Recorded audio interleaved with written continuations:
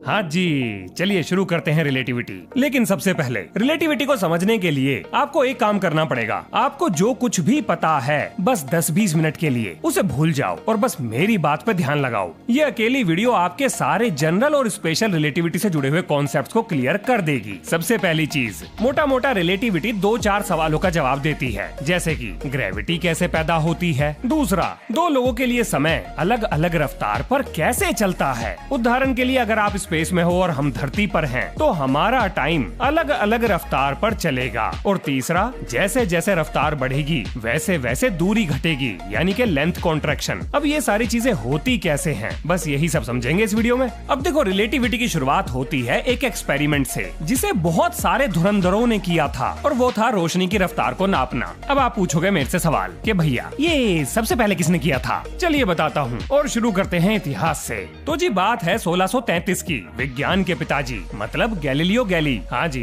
इन्हें father of modern science भी कहा जाता है। इनके दिमाग में आया एक विचार कि ये रोशनी की क्या होगी रफ्तार, और बस इसी सवाल के जवाब के लिए इन्होंने इकट्ठे करे अपने चेले चंटारे और लेकर अपना तानतमुरा पहाड़ पर जा पहुँचे। अब इनका प्लान ये था कि भैया स्पीड का सिंपल सा फॉर्मूला है, यानी कि डिस्टेंस अपॉन टाइम। अब अपन लोग एक पहाड़ से रोशनी को छोड़ेंगे और दूसरे पहाड़ पर बैठा हुआ अपना चेला टाइम नोट करेगा कि उसे रोशनी कितनी देर में दिखाई दी, और पहाड़ों के बीच की दूरी तो अपन पहले से ही नाप के बैठे हैं, बस निकल आएगी रफ्तार। अब भैया जैसे ही चलाए गैलीलियो ने अपने औजार और हटाया लालटेन का शटर, भाई साहब हो गया ब्लंडर। लाइट एकदम दिखने लगी, मतलब जैसे कि लाइट ने एक पहाड़ से दूसरे पहाड़ पर जाने में समय ही ना लिया हो। अब गैलीलियो बड़े हैरान, मतलब ऐसा कैसे हो सकता है। उन्हें जो चीज समझ में नहीं आ रही थी वो थी ये कि जब लालटेन बंद थी इसका मतलब लाइट नहीं थी, लेकिन जैसे ही लालटेन का ढक्कन हटा तो लाइट ने एक जगह से दूसरी जगह जाने में कुछ तो समय लिया होगा। लेकिन इस प्रयोग में ऐसा लग रहा था कि लाइट ने समय ही ना लिया, मानो वो हर जगह हर समय मौजूद थी। अब भैया प्रयोग हो गया विफल और गैलीलियो बोले, चलो रे बच्चों, अपन लोग फिर से आएंगे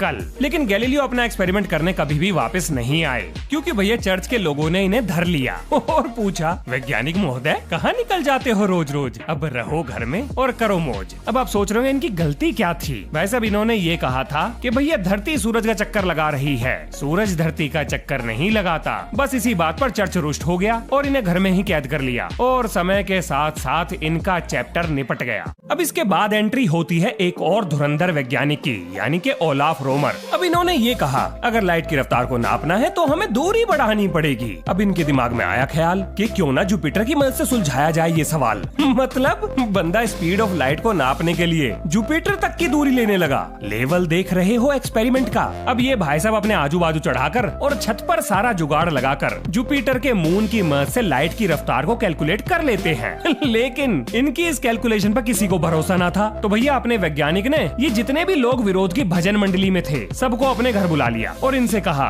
कि भैया ठीक फलाने ठिकाने टाइम पर जुपिटर का ग्रहण पड़ेगा, चाहे तो अपने आप देख लो। और ऐसा ही हुआ। अब ये हो गए फेमस। और हाँ, एक इन्फॉर्मेशन बताना भूल गया, ओलाफ रोमर ने जो लाइट की रफ्तार निकाली थी वो एग्जैक्ट वैल्यू नहीं थी, पर उसके काफी करीब थी। इसी कारण की वजह से बाद में चलकर भी लाइट की रफ्तार को बार बार नापा गया। अब जैसे ही लाइट की रफ्तार निकली, क्रिश्चियन ह्यूजिन ने अपना ढोल बजाना शुरू कर दिया कि भैया वेव मिल गया, वेव मिल गया। मतलब इन्होंने लाइट को वेव डिक्लेयर कर दिया। लेकिन जरा सोचो, आखिर इन्हें कैसे पता लगा कि लाइट के पास वेव नेचर है। मतलब इन्होंने कुछ तो सोचा होगा। जैसे बाकी वैज्ञानिकों ने अलग अलग एक्सपेरिमेंट के कार्यक्रम करे हैं, ऐसे इन्होंने भी तो कोई क्रियाक्रम सॉरी क्या बोला, क्रियाक्रम सॉरी सॉरी सॉरी सॉरी कार्यक्रम किया होगा।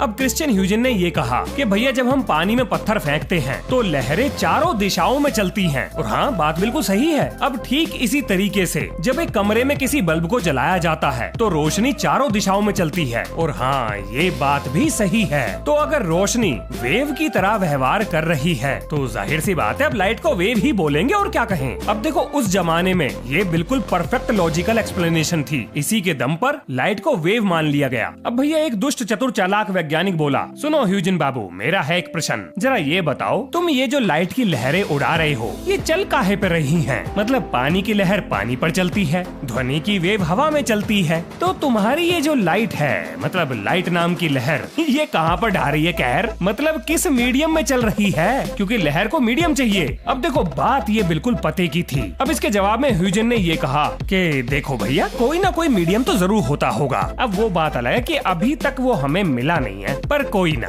नाम रखने में अपना क्या है जाता, कर देते हैं उसका नामकरण। और उसके बाद उसका नाम लुमिनोफेरस ईथर रख दिया गया, जिसके ऊपर लाइट की लहर यानी कि वेव नेचर ऑफ लाइट आगे बढ़ता है। अब ये दोनों घटनाएं थी 1675 की, और अब आता है समय 1704 का, और एंट्री होती है फिजिक्स के चचा न्यूटन की। अब देखो भैया, न्यूटन ग्रेविटी को डिफाइन कर चुके थे, सौर मंडल के राज खोल चुके थे, मोशन के नियम बना चुके थे।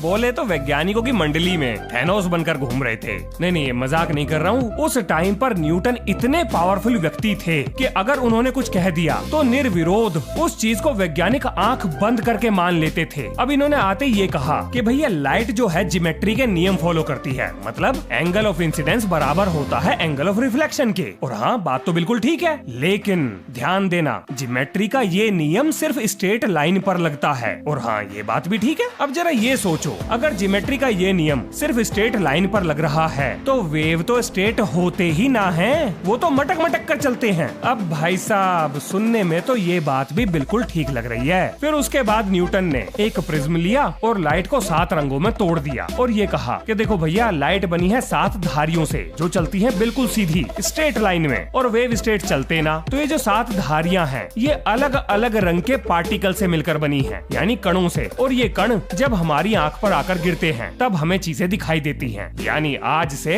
लाइट है पार्टिकल। अब लॉजिकली देखा जाए तो न्यूटन अपनी जगह बिल्कुल ठीक थे, और यहाँ से लाइट को पार्टिकल नेचर मिल गया। और न्यूटन यही नहीं रुके, इन्होंने और भी कह ढा दिए। इन्होंने ये भी कह दिया टाइम एब्सोल्यूट है, यानी कि वो कभी भी नहीं बदल सकता, हर जगह हर समय एक ही रफ्तार से चलेगा। अब एक वैज्ञानिक ने न्यूटन का विरोध करा, नाम था उनका थॉमस यंग। अरे अपने डबल स्लिट वाले।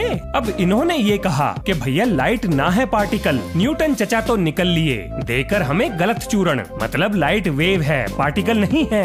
अब भैया न्यूटन की सपोर्टर मंडली इनके विरोध में खड़ी हो गई। तब इन्होंने ये कहा कि भैया अगर हम एक प्लेट में से 2 छेद करें, मतलब 2 लंबी लंबी धारियां काट दें और इसमें से छोटे छोटे पार्टिकल फेंक के मारें, तो इस प्लेट के पीछे रखे हुए पर्दे पर 2 ही धारियां बनेंगी। बात बिल्कुल सही थी। उसके बाद इन्होंने ये कहा कि अगर इसी प्लेट को पानी में रखें और उसमें से वेव को जाने दें, तो छेद में से निकलने वाली वेव एक दूसरे से टकराकर इंटरफेरेंस पैटर्न बनाएंगी। यानी सबको क्लियर हो गया कि अगर डबल स्लिट में से लाइट को निकाला जाए तो अगर वो पार्टिकल होगी तो 2 धारियां बनाएगी, और अगर वो वेव होगी तो इंटरफेरेंस पैटर्न बनाएगी, यानी बहुत सारी काली सफेद धारियां। अब जैसे ही ये एक्सपेरिमेंट किया गया, इंटरफेरेंस पैटर्न बन गया, मतलब लाइट वेव साबित हो गई। न्यूटन गलत साबित हो गए। अब अगर लाइट वेव है तो भैया वेव को मीडियम चाहिए, आखिर वेव किस चीज पर ट्रेवल कर रही है। तो दोबारा बहस वहीं आ गई कि भैया मीडियम का पता लगाओ, मतलब लुमिनोफेरस ईथर को ढूंढो।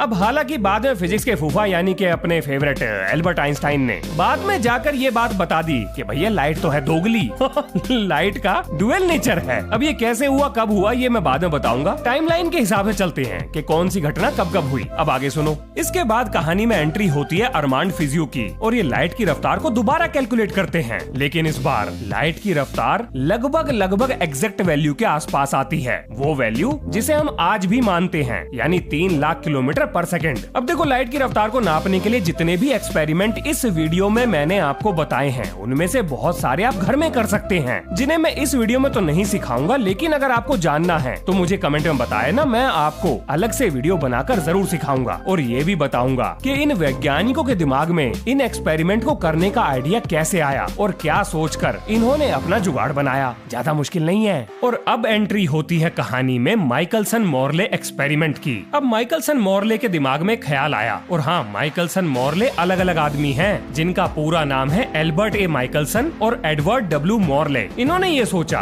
कि भैया अगर लाइट को चलने के लिए ईथर नाम का सब्सटेंस चाहिए, तो जाहिर सी बात है हमारी धरती भी सूरज का चक्कर लगा रही है, तो हमारी धरती की इस ईथर के रेस्पेक्ट में कोई रिलेटिव वेलोसिटी तो जरूर होगी। अब इन्होंने अपना एक्सपेरिमेंट करा, और भाई साहब कमाल हो गया। जो चीज ये ढूंढ रहे थे वो तो ना मिली, लेकिन ये पता लग गया कि ईथर नाम की कोई चीज है ही नहीं, और दूसरा कि लाइट की रफ्तार वैक्यूम में कभी भी नहीं बदलेगी, चाहे आप कुछ भी कर लो, लाइट हमेशा एक ही रफ्तार पर चलेगी। अब ये बहुत बड़ी चीज थी, और यहाँ से शुरू होती है रिलेटिविटी। और अब कहानी में एंट्री होती है फिजिक्स के फूफा महान वैज्ञानिक एल्बर्ट आइंस्टाइन की। अब सबसे पहले जानते हैं कि एल्बर्ट आइंस्टाइन के दिमाग में रिलेटिविटी का ख्याल कहाँ से आया, मतलब शुरुआत कहाँ से हुई? तो भैया एल्बर्ट आइंस्टाइन बैठे बैठे ख्याली पुलाव बना रहे थे। वो ये सोच रहे थे कि अगर कोई किसी से ये कहे कि भाई मैं तेज से तेज साइकिल चला रहा हूँ, तो इसका मतलब ये हुआ कि एक बंदे ने अपनी रफ्तार को दूसरे बंदे की रफ्तार के साथ रिलेट किया, मतलब कंपेयर किया, और दोनों की रफ्तार में जो अंतर होगा उतने अंतर से तेज साइकिल चलाने वाला